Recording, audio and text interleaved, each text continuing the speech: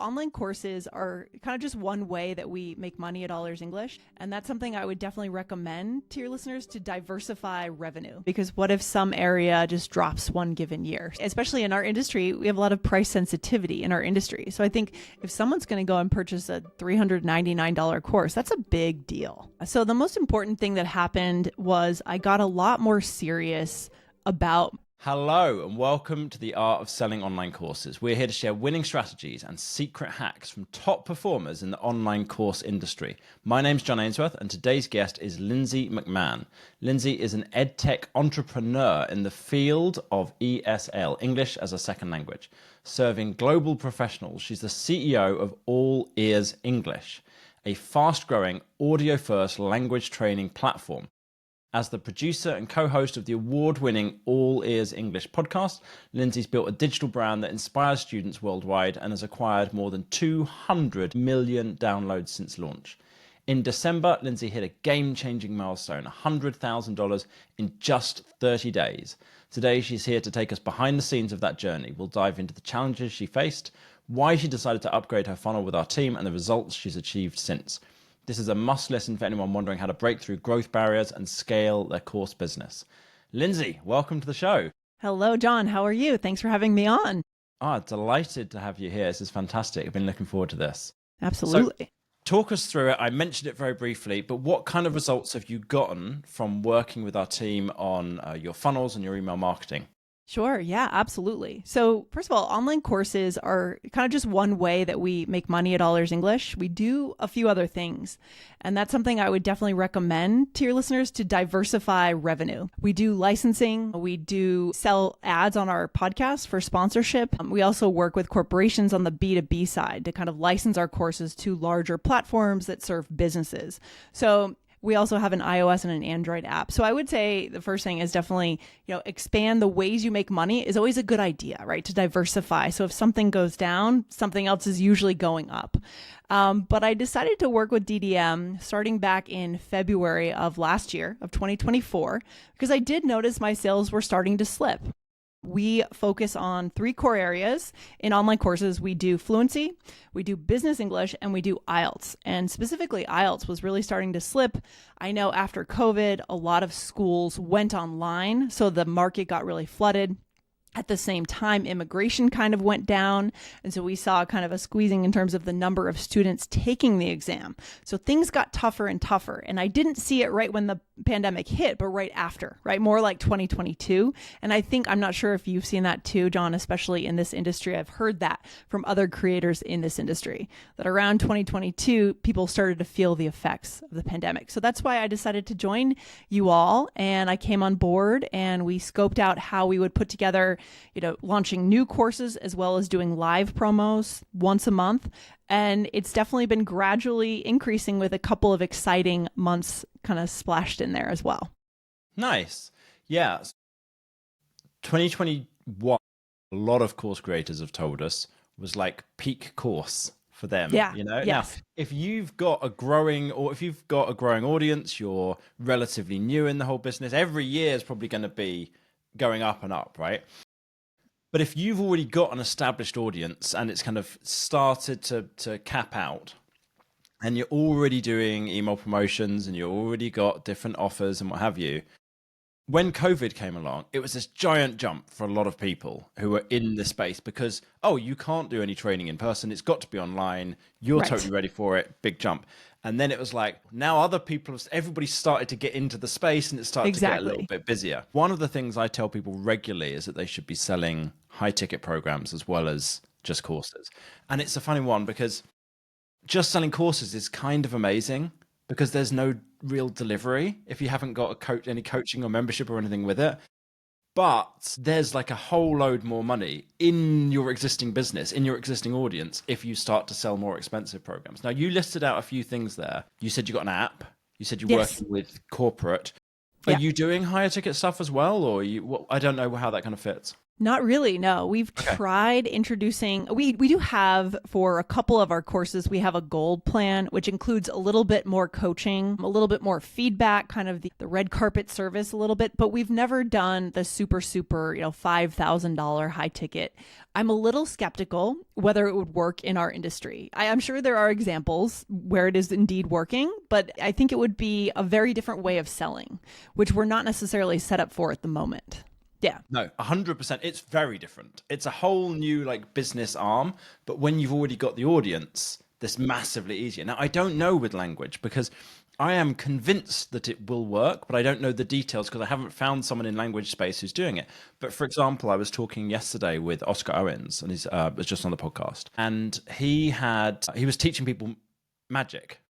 Cool. And that's a hobby, right? Yeah. That's another thing where people are going to spend a lot of money, but he's selling a high ticket program for like $5,000 to come and learn magic with him and his team. You know, it's just it's working. Yeah, it's going great. And Love it's like, it. oh, well, in that case, there's definitely something. And then you look again. So I had a friend, Christopher Sutton, who I badgered for ages saying, you really should sell something much higher ticket. And I couldn't figure out exactly what it should be. He was teaching musicality. And I couldn't figure out exactly what it should be, but I was like, but I know that there's money there. I know it is. And then eventually he started doing it and he figured it out. And he tried something at $1,000 and it wasn't that. He didn't manage to get it right. And then he tried something at $10,000 and that made worked. tons of sales from it. That's hilarious. Right? Wow. It's so counterintuitive. This world is so counterintuitive. It's incredible. So oh my then gosh. Scott from Scott's Bass Lessons had a chat with Christopher. Christopher told him what he'd done, that he was selling this $10,000 program. And Scott's like, oh, tell me, okay, got the price. How does the coaching work? How many coaching sessions? How does it, like, just listed it out exactly. And was like, he went and woke his wife up and he's like, I'm going to sell a high ticket program. And she's like, what? I don't care. And he's Why so are you waking excited. me up right now? Right. And he launched it like a month later, and he said to all his team, it's like, we're going to launch a high ticket program. And they're like, well, what's it going to be in it? And it's like, I don't exactly know, but it's going to be $10,000 and we're going to sell a lot of them. And you know what? He was right. They did. And now that's like his whole other arm to his business. I'm like, amazing. So I know there's something in the language space. I just haven't figured it out exactly. The closest I've seen is, do you know the Moser brothers? I don't actually. I don't know that name. So Timothy and Josiah, I think that's his name, Josiah. It's either Josiah or Jeremiah. It's Josiah. Okay. I normally talk to Timothy, so that's why I can't remember. I know it's a very biblical sounding name. And they teach people Spanish.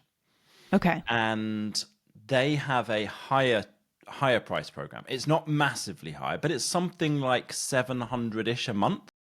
That kind of amount, so much more than just selling courses, and that's working great for them. I forget the name of their podcast, but I think the podcast is like their main way of driving traffic.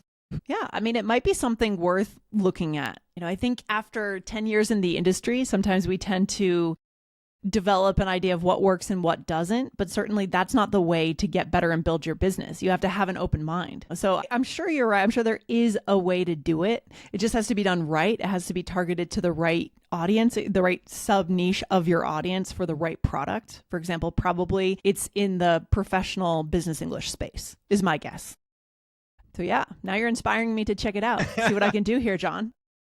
So take us. We've gone on. I've gone on my little rant about high ticket programs. We've started out with kind of an understanding of the fact you've had this massive increase in sales. You've had some incredible months like that $100,000 one, which is fantastic. Take us back a step and explain to everybody listening, who do you help and what kind of problem are you solving for them? Yes, absolutely. So take a step back here.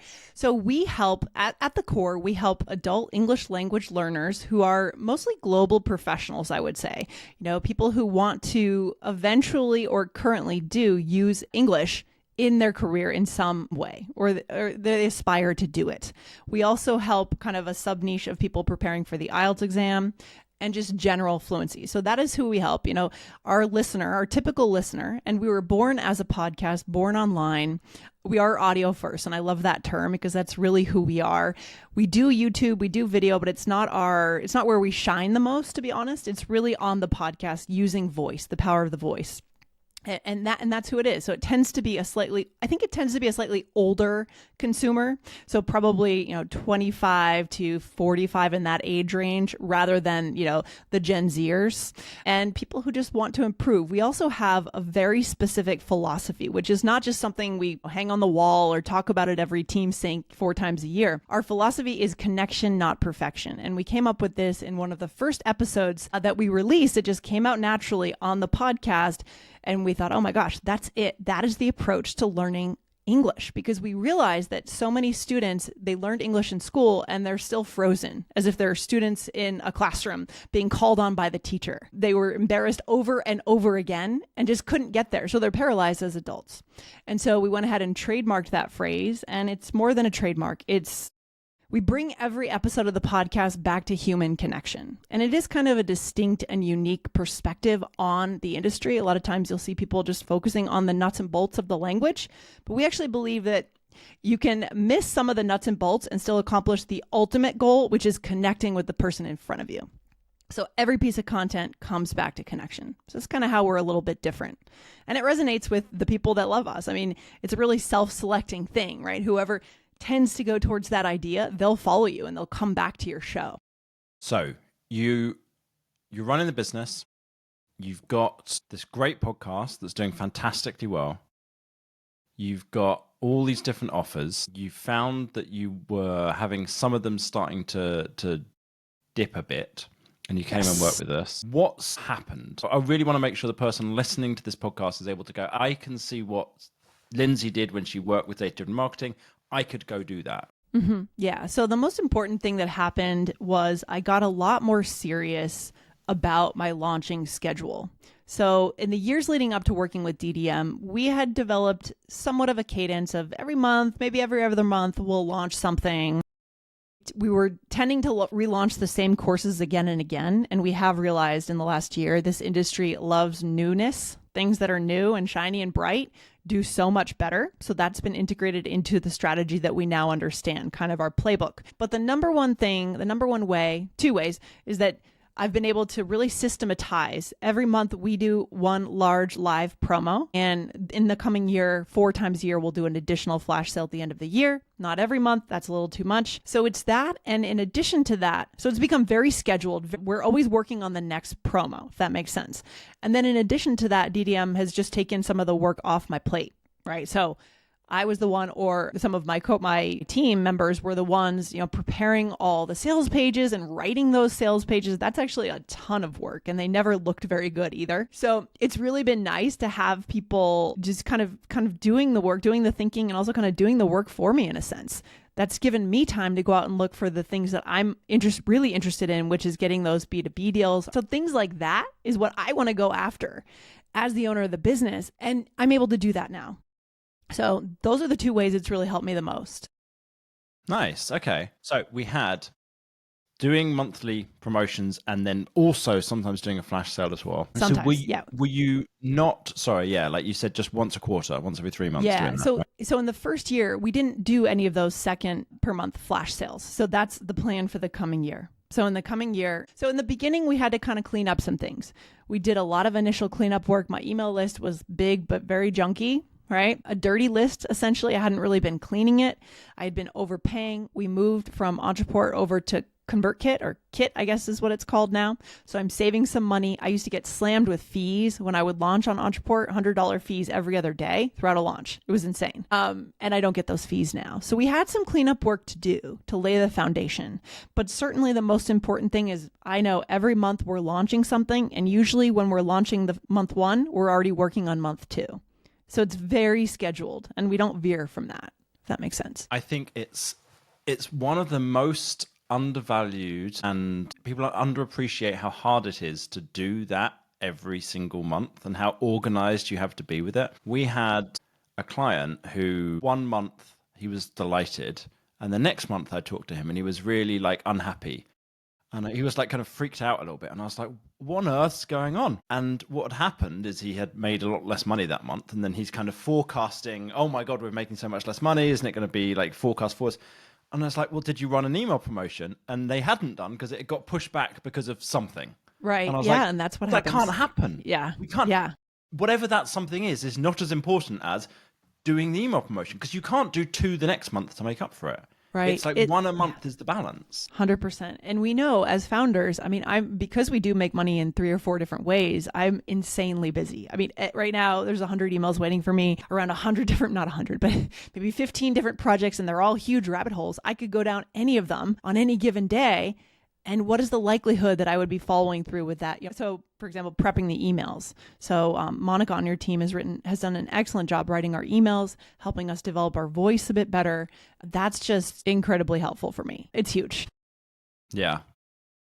So having those monthly email promotions go out, and I want to hammer this, and I hammer this at almost every episode, but I'm just like, it's so vitally important. If you're listening to this and you're thinking, yeah, it's fine. It's like, no, honestly, every single month, and organize everything around it and plan everything around it so that it happens, even if you're going on holiday, even if you've got another project coming up. Like, get ahead with this stuff and get it working.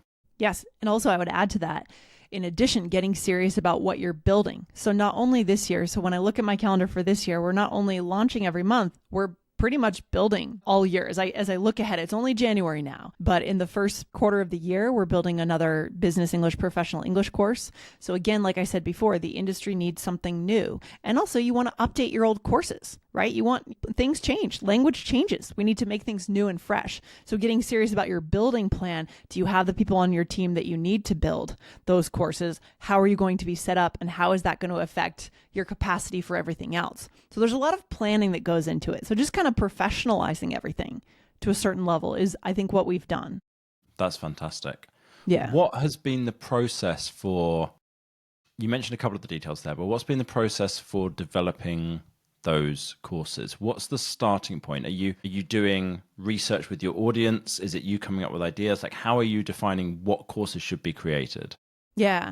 So some of it is talking with your team and getting their input on what they would suggest. Some of it is some of it is intuition, knowing what seems to resonate well. What is the course that every time we launch it, it does well, right? For us, it's business English. It's like knocking me over the head. Hey, go build another business English course, improve, duh, right? Of course, go in that direction. So that's the direction that we're kind of heading in, but we're going to also be building a listening course this year, a pronunciation course. So I do a combination of surveys, talking to our listeners, emailing back and forth with our listeners. One thing that's been added with our welcome sequence, our warm-up sequences for our live launches, is that we do get feedback, people writing to us. And I reply to them and I say, can you tell me more about what you need when it comes to your business goals this year? And I'll gather that information. So there's a design phase. So we phase out our course creation into a design phase. And what I do is I make sure I'm thinking in terms of, yes, making this an amazing course, having the best curriculum developers on the team to develop it, but also, how am I going to market this? What is the sales page going to look like? What are we going to say? What are the key words that listeners need to, or I say listeners because the majority of our buyers are our listeners, but our students need to see on that sales page, are we actually addressing? So we work backwards. In a sense, we work backwards from that sales page, from the marketing positioning of the course itself. And do you literally write the sales page before the course is made? Or is that like, you mean just like we kind of think that way? Think about it. We haven't gone as far as to write the sales page, but I just met with Boris yesterday and I said, let's talk more. We're about to start building this new course and I don't feel like I quite have enough information yet on how are we going to sell it. And so I was kind of pushing him, let's meet with Josip, let's sit down. What is the sales page going to look like? We probably won't build it literally, but I need a bulleted list of what are the key words that are coming out of the marketing? What am I going to say in the VSL? And by the way, that's another thing, I'm just shooting off things here, that I've started doing this year that I think has increased our sales is VSLs. I used to be a little lazy around VSLs, It's a lot of work to get behind a camera, set up your studio, make sure, and then you're always, oh, this is wrong, that's wrong. I just started doing proper VSLs that I really hadn't been doing before. And I think that helped. When I record VSLs, it's often with Boris. And what we'll do is I'll come onto Riverside, let's say, to record it. And he'll be on a Zoom call on another screen. Interesting. Just listening in. And he's like, no, do that again.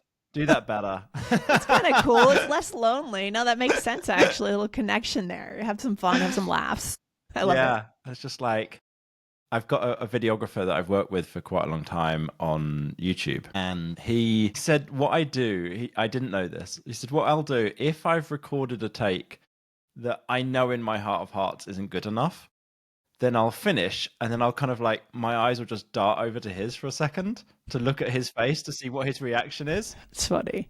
And if I know, yes, I nailed that one, then I don't look over at him. And I'm just like, is that true? And then he showed me like a recording of it.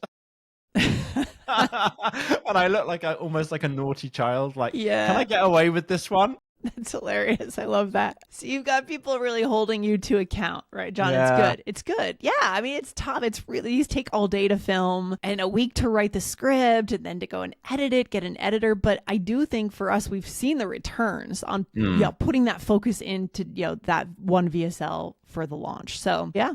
Well, talk everybody through that then. What's in your VSL? Why does it take so long to put the script together for it? What's the process? Yeah, so I work with the team sometimes on scripting it out, and I also sometimes just write it myself, modeling on other things we've done in the past.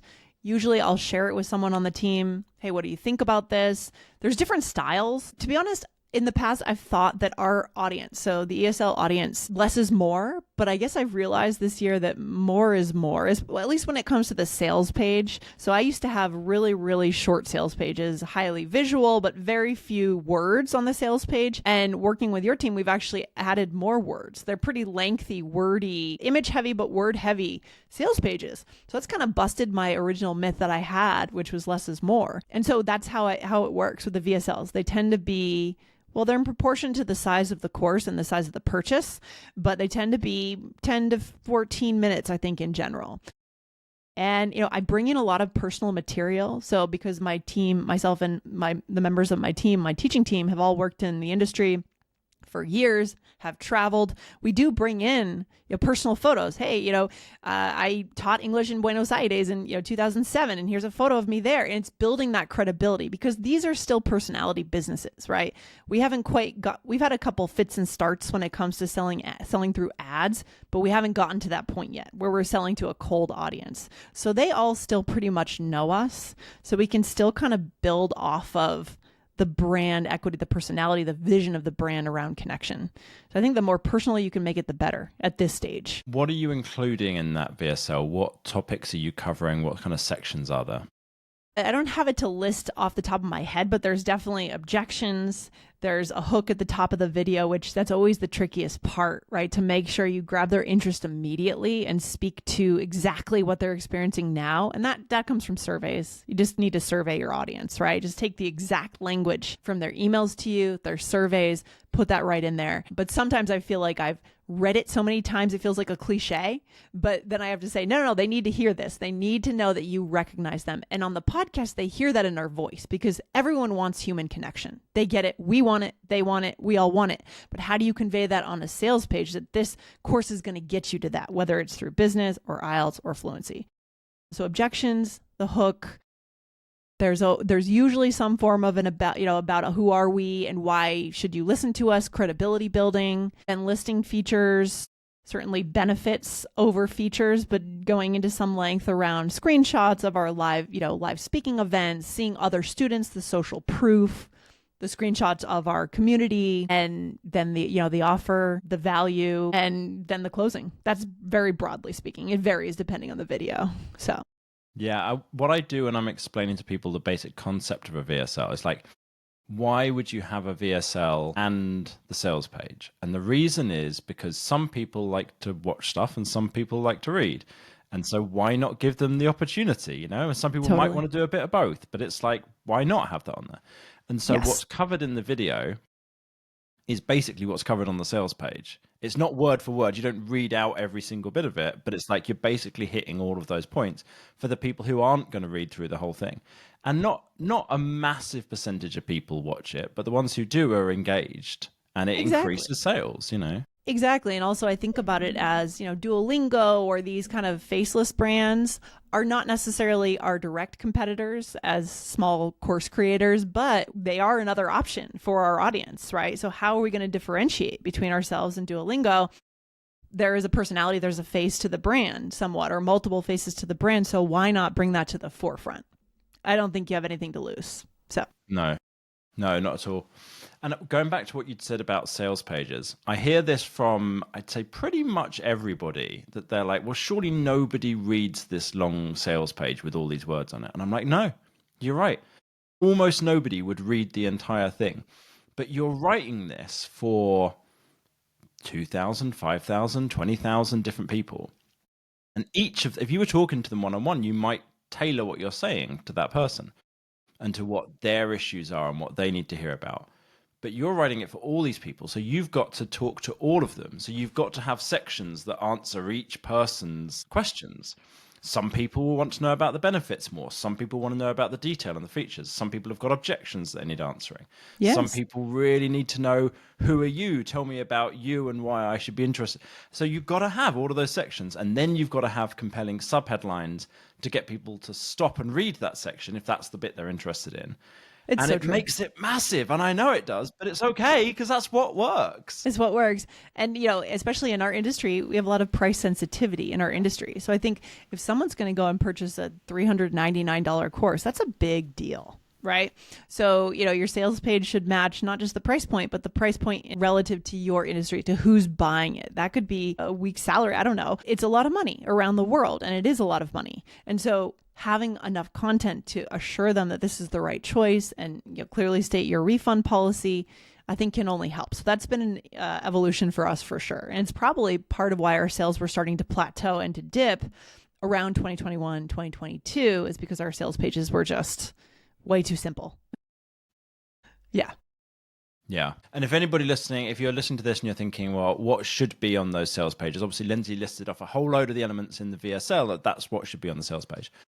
But we've got episodes specifically about sales page. So go search back through the podcast feed and find them. I'll see if I can find it in a minute and actually give you an episode number. But here is the super quick, see how many of the 15 crucial elements I can remember off the top of my head. You want to have a call out to your audience, a compelling headline, compelling subheadlines throughout the whole page, pain agitation solution towards the top. You've got to have features, benefits, a guarantee, testimonials, frequently asked questions.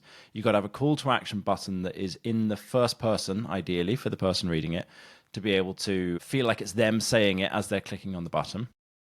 You've got to have a reminder at the bottom of almost everything. You want to have the VSL above the fold towards the top.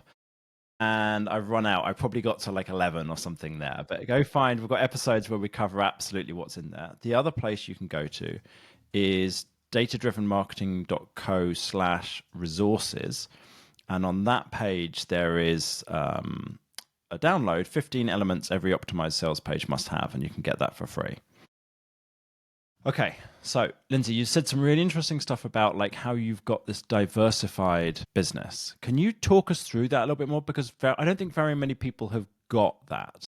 Yeah, for sure. And I think probably part of the reason why I have a diversified business is it comes back to maybe a little insecurity on my part of fear, right? It's you better diversify because what if some area just drops one given year? So I suppose we started diversifying it around when we built our iOS Android app. That's because we launched the podcast. We knew it was doing well. And we thought, okay, what about having an app? What about making money in a different environment entirely? And that's a totally separate environment from online courses and licensing and other things. And so that's what we built. And it was a significant investment, right? I mean, building an app, I think I invested $200K over the lifetime of the business, and probably more than that at this point, to building these two apps, the iOS and Android. But it's worth it. We do have a premium subscription and it generates, I wouldn't say it's not passive because I do have my team doing certain things to maintain the product, obviously, and we're creating the episode. So that goes into the product, but it's pretty hands off for the most part. It's recurring revenue. So that's added a nice wing to our diversification for sure. And then because our podcast is relatively large, it's a big show. I think I got into the game of advertising later than I should have. We started really early working with italki way back in the day in 2014, 15. And then I got away from advertising for years and came back to it in 2020, 2021 and realized, there's some opportunities here for sure. So working with programmatic ads, host read ads, and they don't have to just be about ESL either. I mean, our audience also they purchase products, right? They buy cars. We work with Toyota. We've worked with Lululemon, LinkedIn, Indeed, lots of different brands that you can work with. We're also, in terms of the licensing, getting onto LinkedIn Learning. This year, we have a course on LinkedIn Learning on our business wing. So we expanded our podcast profile and launched 2 other podcasts as well, Business English and IELTS Energy. So seeing what the opportunities are in those specific niches too. So yeah, I mean, do you have any other specific questions about it? Or that's kind of how we're diversified. I guess we kind of go after everything. That means I basically get really busy and really stressed out all the time. But I was chatting with a friend recently who runs a very popular podcast in the marketing space, and they make most of their money through courses. But he told me how much they made from just advertising on the podcast as well. yeah, And it's just like, oh, that's actually a pretty successful business just on its own from that. And I was just like, that's pretty cool, isn't it? It's kind of cool to be able to think if all of my other revenue streams died, I could just scale down my business to here and just do this or just do this. It gives you the ability to sleep at night a little bit better. I mean, I'd like to eventually either hold on to this business and have a team being on the podcast and doing a lot of the work, or sell this business, right? And so if it's just one product based on one person, I don't think it's quite as stable. So starting to develop that portfolio, but it certainly keeps you busy. Let's say that.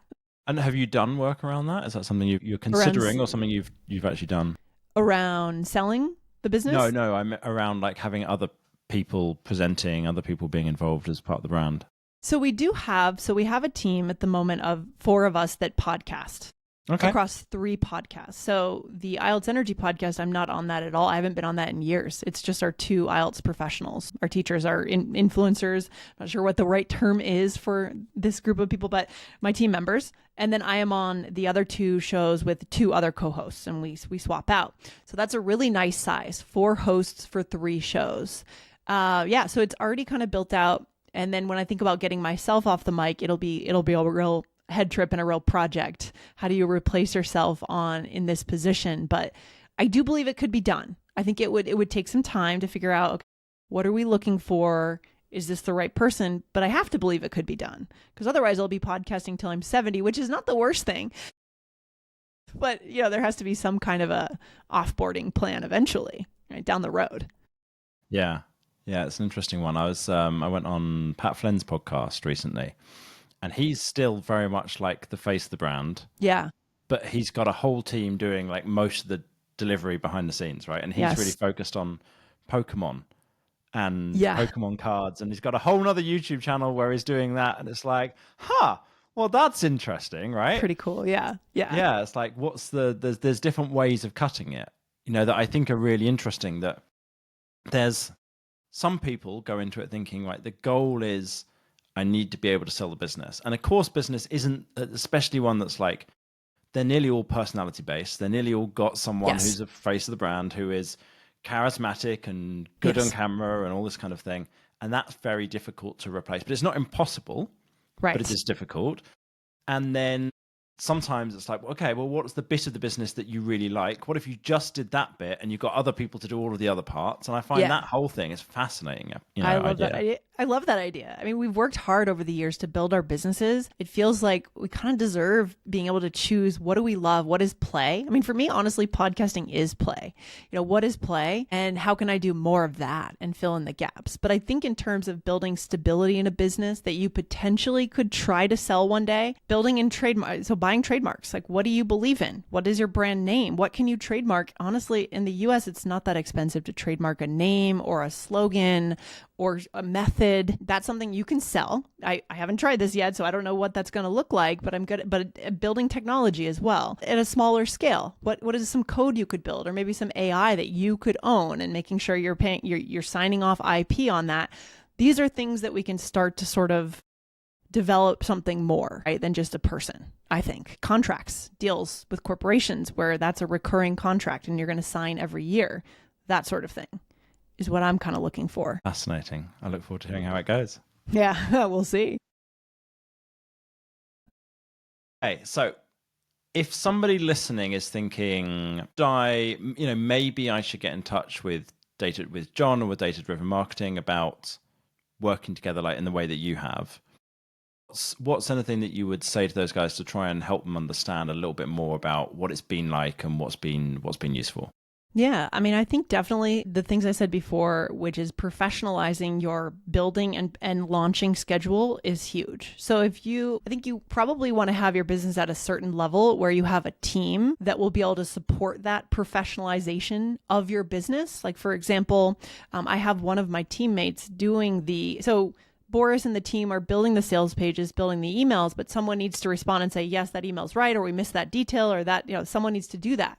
So I've been having a member of my team do that for me. So do you have that in place? You could do it yourself for sure, but do you have the support where you can give up something else to do that? So it's not just hiring DDM, it's like making sure you can support DDM and having the meetings and that kind of thing. So making sure you're at a certain level where you can do that. But it's helped me a ton. Again, just having the work done for me. I think my goal in the coming year is making sure that I'm not only seeing these big months like the big month in November, a spike in June, but making sure I'm seeing that on a monthly basis. That's huge for me, right? Because that would be the measure of success. Big months are great, but if you're launching 3 courses, that's also where it comes from, right? So making sure that you're seeing that on a regular basis is huge. But certainly I would recommend it if you feel like you're in the place where your sales have slumped. And if you believe you can do better, right? We saw that slumping and I thought to myself, wait, we can do better than this. We launched our business in 2014. We've been around for a long time. We're not going to fall behind. And I just wasn't willing to fall behind. And so that's why I decided to work with you guys. Nice. Fantastic. Yeah. If someone wants to go check out your site, your podcast, and kind of learn more about it, where should they go? Yeah, sure. So if you're listening to this inside the podcast, you can always just open up the search bar. If you're a podcast listener and type in All Ears English and hit that follow button, you'll find All Ears English right there. If you want to go to our website, you can go to allearsenglish.com and find us on the web. You can also connect with me on LinkedIn if you want. So Lindsay McMahon right on LinkedIn. Yeah, this has been a pleasure, John. Thank you so much. I really appreciate it. Yeah, thank you as always for listening. And thank you, Lindsay, for coming on. If you want more help with this and you want help with using email promotions and funnels to get results like Lindsay, then book a call with me or someone from my team. Go to datadrivenmarketing.co/call, CALL, or click the link in the show notes or the description or the pinned comment below. We've helped dozens of people more than double their revenue, and 7 people so far to reach 7 figures now through this process. So book a call using the link in the show notes. And as always, thanks so much for listening. And Lindsay, thanks for coming on. Thank you, John. Have a good one.